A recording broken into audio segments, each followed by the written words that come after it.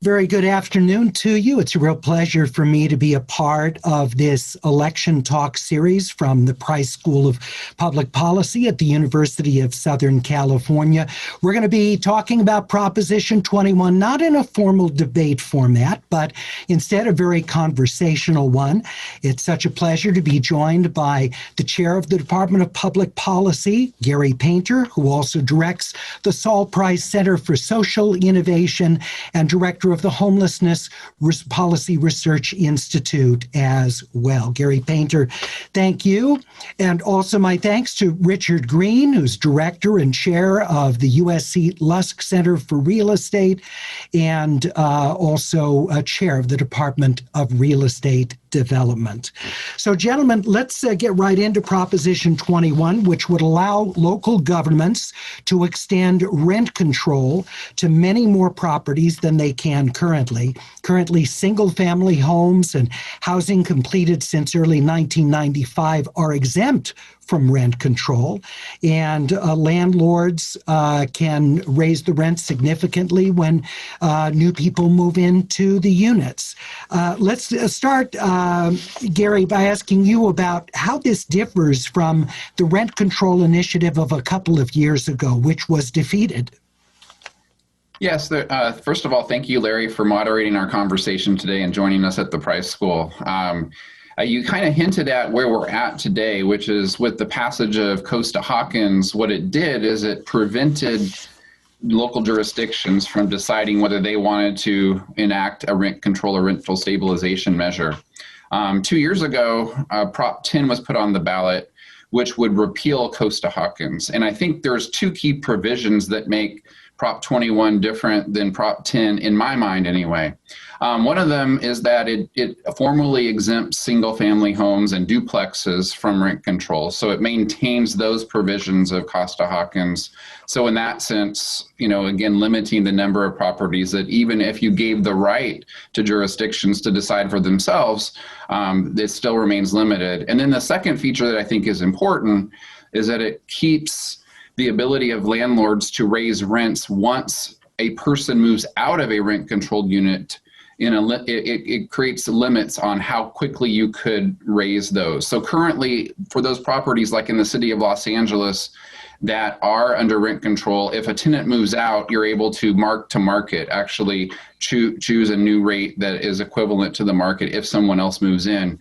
Prop 21 will only allow landlords to increase rents by 15% over a 3-year period if someone moves out. So those are the key differences. And Richard Green, as you look at those differences, what are your concerns about this measure? And do you have a different view of this than the one we voted on 2 years ago? Well, it is. I mean, one of the big differences is the carve out for single family and condos, which I think was very wise politically on the part of the people who want something like this to go through, because I'm sure there were homeowners 2 years ago who didn't want to vote for something that could lead to rent control being placed on themselves. But it doesn't alleviate a couple of my big concerns. The largest of which is that rent control, rent stabilization is not a targeted policy. And in fact, if you look at the income distribution of people who are in rent stabilized units in Los Angeles and compare that to the income distribution of the people who are not, they're the same. So there's sort of a lottery impact of this policy. It doesn't depend on do you need rental assistance or not. It's just, do you happen to be in a property that has rental assistance or not? And that is something that I worry about. And on the other side, about 60% of landlords in the US, and unfortunately I only have data for the US, own only one rental property. And if you look at their net worth, it's not very high if you look at the Survey of Consumer Finances. So we have a transfer program that makes a transfer from a group of people who, some of whom are doubtlessly very, very, very wealthy, but many people who aren't, to a group of people, doubtless many of whom really need assistance, but many of whom don't. And I prefer seeing policy that better targets redistribution from those who can afford to pay it to those who really need the help. But don't the supporters of Proposition 21, didn't they anticipate somewhat what you're talking about? Because there is the carve out for someone who has just one rental property that's, paying for their retirement of up to $3 million in value. So doesn't that protect a bit against that concern that you had about it affecting smaller folks who own property? Yeah, that helps. But what I'm curious about is how you actually implement something like that, because keeping track of people's property holdings is very difficult because people often put properties into LLCs. Now, it is true that, yes, if you are a person who owns one property and is, say, 8 unit in Los Angeles, the chances are you would be exempt from this carve out. But what I'd be curious about is how do you demonstrate that that's true in order to get the exemption? So one of the other issues with rent control for me is it is an administratively burdensome thing to put into place. Oh, and Richard, let me just correct myself. The $3 million exemption is actually in the split roll Proposition 15, not in Proposition 21. So sorry about that. That's okay. But Prop 21 does give exemptions for up to 2 units that people own. So it would not affect people who, say, want to rent out a condo they happen to own somewhere else in the state. Yeah, and so Gary Painter, what about Richard Green's point that this really isn't targeted to people most in need? Essentially what I'm hearing is say it's like winning the lottery. If you're lucky enough to be in a rent-controlled unit, essentially in perpetuity, good for you, but it doesn't move the needle on housing overall. I don't dispute the data as it exists for people who are currently residing in rent control units. However, I don't think that is completely relevant for deciding whether you want to support Prop 21 or not, because it really speaks to the fact that a city or jurisdiction that has rent control ought to be quite careful about it actually lasting in perpetuity or not. And so I don't know if now is a good time to kind of share perhaps why I actually support Prop 21 as a concept, and I think there's a lot of I would say not a tidal wave in the profession of economics and public policy, but you're seeing people reconsider measures like minimum wages, living wages, and rent control, where early on in our econ studies we were told that it's just a bad idea and competitive markets is going to reduce supply. What I see as Prop 21, number one, is that it basically allows localities to decide on their own what they want to do. If you're a proponent of local control, then full stop, you'll support Prop 21. But I think most of us are part of this conversation today, not because of that, but because we actually want to know, can rent control be an effective targeting tool, getting to your question and Richard's point, to help people who are low and moderate income actually maintain or improve housing stability. And so to that point, I think it's really important not to simply debate theory around rent control. And I wrote an op-ed on Prop 10 2 years ago in the LA Times that talks a little bit about why there should be a debate on the theory, but instead to look at the empirical evidence. And I think there's been a series of rent control changes across the country, one in New Jersey, one in Massachusetts, and one in San Francisco, over the last 25 years that have given us some helpful evidence about what's going on. And it's actually, in my reading, pretty consistent. What we saw, and I'm just going to highlight the San Francisco studies because San Francisco may be most relevant for Los Angeles and the rest of California, or at least coastal cities. What we see there is that, in part, the targeting provisions, when the measure was enacted, actually were pretty good. They did see that it improved housing stability for people who were in units that were with rent control. And secondly, those people who received that benefit were more likely to be a member of a racial or ethnic minority. So in that sense, you could start to feel good about rent control.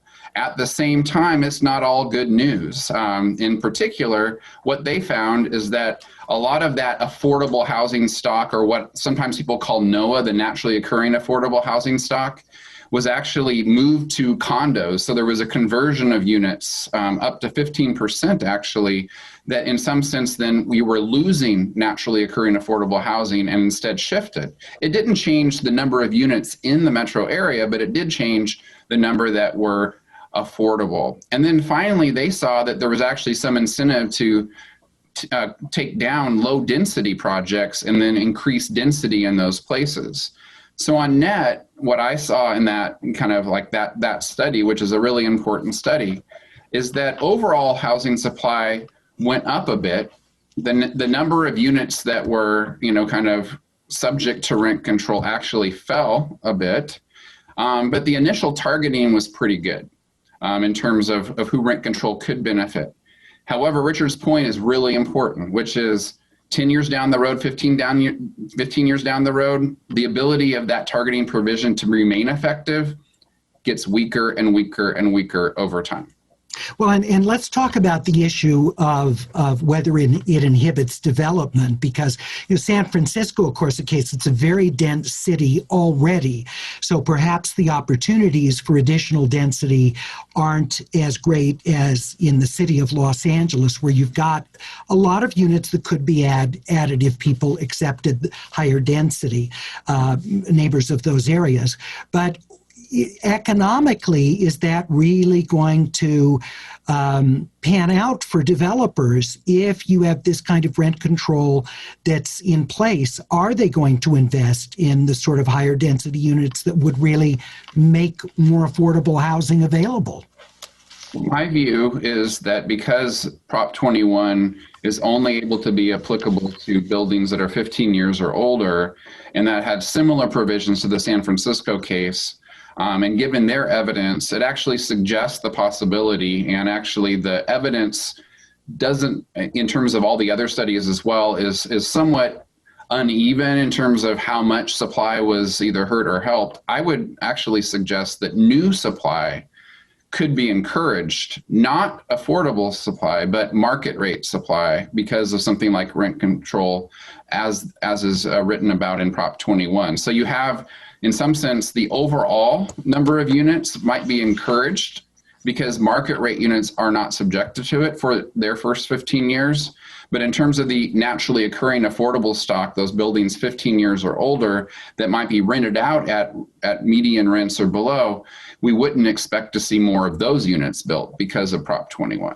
Richard Green, given the cost of construction these days, is 15 years long enough for developers to get the return if rent control kicks in after that decade and a half? So I want to answer that question, but also another that sort of relates to something that Gary said, which is I think it is possible that you get new supply, supposing that the community that imposes the rent control allows it.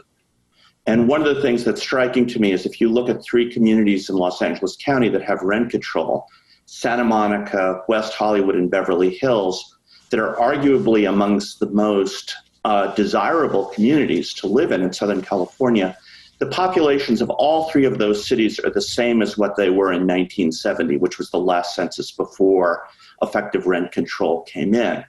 And so that to me reflects an unwillingness to sort of allow this possible slack take place in this jurisdiction where the rent control happens. So I think that's an important thing to keep in mind. As for the 15 years, I do think it's problematic right now. So, the return on everything at the moment is quite low because the baseline is what the Federal Reserve sets the interest rate on. And currently, current returns on new construction are in the neighborhood of 4.5% to 5%. When you sell a brand new apartment building, that tends to be the price at which it sells. Okay, so if you don't allow for any appreciation in rent, and we don't know what these rent control ordinances would look like because local governments would have to implement them. But if you had, let's say, San Francisco style rent control, which is less than CPI, less than the consumer price index, it would take somewhere in the neighborhood of 20 years to recover just the initial cost of building the building, let alone make a return on it. And that's an unappealing proposition for anyone looking at selling stuff. So that's why the 15-year horizon actually seems pretty short to me in the current environment. Gary Painter, your thoughts on Richard's analysis? Well, I just wanted to clarify with Richard, and maybe you could as well, but the first 15 years with this proposition, you can rent out the units that you've constructed at any rate that you want. The issue is post 15 years, then you know that that building, whether you own it or you sold it to someone else, could be covered. And so I think so it does affect returns, but I actually think that 15 years out may or may not influence it. This is an empirical question, and the only evidence we have to date related in California is the San Francisco study, where we actually saw on net new supply enter the market. So in that sense, Richard's right. We should be cautious about rent control stabilization measures as the tool for affordable housing, but we shouldn't necessarily rule it out. And I think that's where the conversation should end up settling. I don't think Richard or I at all think that that rent control could be the tool. In fact, there are many, many other tools that are desperately needed to ensure that we can have sufficient supply in our market so that we can target and support families who are low and moderate income to improve their housing stability. I think for me, the reason I support Prop 21 is, number one, local control as a principle is something that I generally believe in unless there is bad behavior. And number two, I think we can decide when is it appropriate for rent control to be enacted in one's community. And I actually don't see lots of scenarios in lots of communities where rent control would be the best tool to deploy. However, in some places, in some circumstances, for instance, all the investment in Inglewood has generated a lot of pricing pressures in the short run. I could see it's quite possible for a community like that to say, we would like to enact rent control in the short run in order to make sure that our families who live here now are not displaced while we figure out ways to increase housing supply in the long run through other policy tools. All right. I just want to remind our participants that if you have a question you want to bring up to ask either or both of our professors, you can do that on the Q&A icon. Just put your question right in on the Q&A, and I'll be glad to pass those along as time allows on this conversation. Election talks about Proposition 21, which would allow local governments to extend rent control to many more properties than they can currently under what's known as the Costa-Hawkins bill that's been in effect since 1995. Again, the Q&A button, you can put your question there. So Richard Green, what do you think of the San Francisco example of a measure similar to this one? Is that a good like-for-like comparison? Well, I think there's an important distinction, which is if you built in San Francisco after 1978, then you were basically promised that there would never be rent control. So you would have basically the freedom to set your rent to market through the life of the building. Now we're talking about, yes, and 15 years is a while. But the way I look at this is I run pro formas, and generally speaking, you expect to get half the value of your building out of your first 10 years of cash flow. That's actually a rule of thumb that works remarkably consistently well, regardless of market conditions. And so at 10 years, you've gotten halfway there to getting just, again, the value of what you invested back in a present value sense. So that's why I think that 15-year horizon is short, whereas if you go back to San Francisco, yes, it actually was a good opportunity because you weren't competing with any of the old stuff in a sense to make an investment thinking that it would not be regulated over the life of the property. Well, let's take a question from one of our participants. Is there one city in which rent control has actually worked to reduce rents in the long term? Gary Painter? I don't know of any. I think, again, there's the three studies that we have are probably the best evidence, and that's, again, in New Jersey and Massachusetts and here. And I think what we see is that particular segments of the market does provide reduced rents and stable rents. But as Richard pointed out, if rent control just kind of persists in perpetuity, 10 years, 20 years down the road, or even 30 years down the road, it may actually be effective anymore because the people who are living there are not necessarily the people who are low and moderate income anymore. So I don't have an example where if your time horizon is 15 years or more down the road, where rents actually have fallen because of rent control. And again, that's the key. Rent control is not the only policy, nor should it be the only policy for affordable housing. So you need to actually address those issues as well.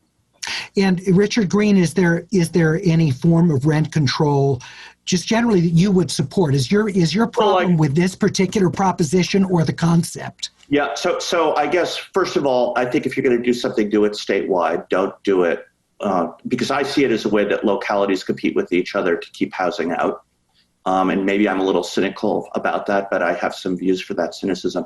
And things like what Oregon did and what California had with its statewide rent control ordinance has done, which is, I believe, CPI plus 5%, sort of anti-gouging provisions make a certain amount of sense to me, particularly when there's a shortage of housing. So, a scholar that Gary and I both admire very much, a guy named Richard Arnott, points out that there are times when, because of market failures, some of which I think have been induced by regulatory policy, I should say, mean that some sort of soft rent control is appropriate. And for that matter, for the reasons Gary said, I think San Francisco's rent control has in some sense been less harmful than it otherwise would be because of these safety valves that the new stuff isn't subject to it, and vacancy decontrol is an important safety valve as well. So yeah, I have no doubt that the competitive market doesn't lead to an ideal outcome either. But I think what Prop 21 could allow is draconian rent control that local governments could use to, in fact, reduce the desirability of putting houses in places where we really need it. Gary Painter, quick response to that, and then I want to bring another question in. Oh, I appreciate Richard's cynicism about local governments behaving badly, and certainly we have evidence of that. At the same time, I would hope, and I hear from many local governments that are actively trying to do what they can for their communities. And so if they would actually seek advice from Richard about how they ought to construct their ordinance, then actually I think there could be moments when it would be helpful. Again, Prop 21 doesn't force draconian rent control, actually doesn't even force localities who enact it. So they still could then, through a deliberative process, decide, does it even make sense? We have a question from a participant. If this ends up being passed, if Prop 21 becomes law, what would the effect be on multifamily housing in California? Could this end up driving investment into other Sunbelt states away from California? Gary Painter? Yeah, my short answer is that there's already a very difficult ecosystem to build in California, and that work has to be done on that. So the kind of regulatory infrastructure, the planning processes, and while work is happening, it's also going quite slow. I actually don't view a form of Prop 21 style rent control being a major driver. It's a minor driver, and the evidence suggests at most it has really small impacts on housing supply. So I hear the advocates in the development community screaming, we're going to leave, but the reality in terms of the evidence is it doesn't have a big impact. Richard Green, what do you think? Yeah, I agree with Gary that the environment for building housing is so bad in California that, and we can see it if we look at new construction in Phoenix and Las Vegas and even up in Seattle. Mm-hmm. There's so much more of it in these places than here relative to the size of the states, relative to job growth and so on. I think the impact of this would be marginal, but it's just yet another thing that makes it unattractive to build housing in California.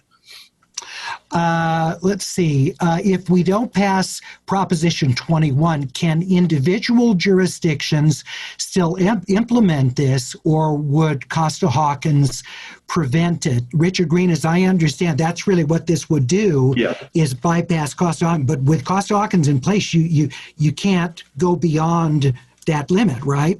Again, I'm not a lawyer or a legislative scholar, so I always want to be careful, but that is my understanding. That's correct. All right. And then we have a listener's participant, my radio language getting stuck in my head. Participant who wonders if this would remove the incentive, if Prop 21 passes, to try and push tenants out. And would this proposition incentivize better landlord-tenant relationships? Gary, what do you think? So I think this is in part one of the important features of the vacancy control, which is that landlords aren't able to just simply mark to market a unit that would have been covered under rent control, but instead can only increase rents by 15% over 3 years. My concern, and I wrote about it in Prop 10, is that there's becoming more and more market power within rental markets, which suggests that, because of tight vacancies and a few large developer landlords with many small followers, that the tenants are in a precarious position. And so if you slap one kind of constraint on landlords, they're going to then try to push people out. And we heard about that when the California provision around anti-gouging that Richard referred to actually was happening. And so I am hopeful that because this particular measure of vacancy control is there, that would actually prevent kind of trying to force tenants out in the same rate as they may now. Gary, can you answer this question? What, with the current rent control law in the city of Los Angeles, how would that change if Prop 21 passes? So my understanding is, again, that Prop 21 allows cities to do something different than they're doing now, since they can't use rent control, but it wouldn't necessarily change at all what has been grandfathered in prior to Costa-Hawkins. So in that sense, those properties prior to 1980 that are still covered can remain covered. But the city could change their mind. If with Prop 21, they could decide to change what's happening, but they don't have to. Richard, do you have a crystal ball? If this passes, do you think Los Angeles City would embrace this wholeheartedly? Oh, wow. That's a political forecast, Larry, and I'm really bad at political forecasts. But is that any harder than real estate forecasts? Yeah. I mean, let me just put it this way. The LA City Council seems predisposed to imposing something in the event that this passes. All right.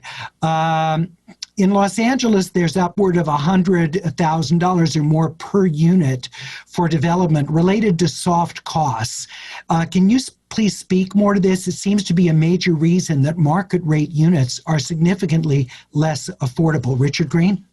Yeah, they are, and there are a couple of reasons for that. So just so when we build things, there are two kinds of costs: hard costs and soft costs. So hard costs is, I think, what most people think about when they think about the cost of construction. It's the gypsum, it's the wood, it's the nails, it's the labor.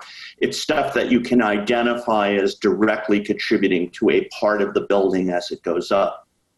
Soft costs are all the other stuff you need in order to build a building, and they include things like architect fees, consulting fees. Okay, now in LA, you need to hire consultants in order to get entitlements in a way that's not true in most of the country. So to contrast this with admittedly a small city, Madison, Wisconsin, where I lived for many years, most of the time if you build an apartment, if it conforms to zoning, you take your plans into the planning department, they see that your plans conform to zoning, and it's what's called ministerial, and you get your building permit and off you go. Whereas in Los Angeles, because of a whole series of laws, both at the state and local level, it's more complicated than that. And so it can take some time. You're paying consultants. But the other thing, time by itself is expensive because you have equity partners that go into a deal who need to be repaid for going into that deal. And if they want a return of, say, 8% on their money, if it takes 3 or 4 years to build something, that's a 24 to 32% add-on. I'm not doing compounding right now, as opposed to in that case in Madison where it might take a year, and so you're adding 8% to that. So you layer all these costs on top of each other. Beyond the bricks and sticks, it's just more expensive to build here in LA than it is in the vast majority of the United States. We're just about out of time on this half-hour conversation about Proposition 21, the rent control measure on our California ballot.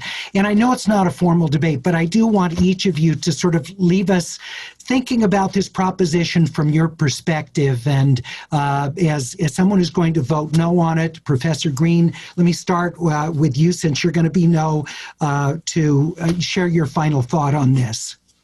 Yeah, to me, the only way we solve the housing problem in California is vacancy. And we're seeing that demonstrated very clearly right now. In San Francisco, for the first time in memory, rents are plummeting. They're down about 20% in the last year. And that's, for a bad reason, as people are leaving the city of San Francisco, but it's increased vacancy dramatically. We're seeing the same thing in New York City. Vacancy is very powerful. Okay. This does nothing to improve that situation and gives people the ability to say they've done something to improve it. And Gary Painter, if someone supports this, quickly your case for that. Yeah, I agree that vacancy is the key. We don't want a recession to cause vacancy. What we want is housing supply to cause it. And unfortunately, it's going to take a number of years before we have the housing supply necessary that would support low and moderate income families. And so at the end of the day, I support this provision because it gives localities whose communities are under extreme circumstances the option to do something to help their communities in the short run. And all right, I hope that they will ask for advice on how to construct such measures if they do. All right. I want to thank you so much. That's Professor Painter. Professor Green, thank you. And if you appreciated today's conversation, be sure to check out more of the Election Talk series that can be found on the USC Price School's website. Keep a lookout for an upcoming talk that I'll be heading up on Proposition 15.